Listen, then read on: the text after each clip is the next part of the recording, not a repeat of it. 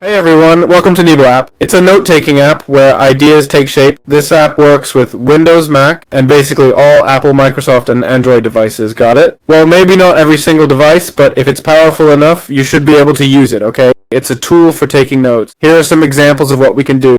We can take notes using slides, alright? We've also got Canva style options, okay? It's a note-taking tool, got it? And it can convert handwriting to text. See? They've shown us how to do it. Write with a stylus or whatever, and it types it out neatly. We can also create gestures to erase or draw perfect shapes. Nebo has a smart detection system that understands what you're trying to do as you write, okay?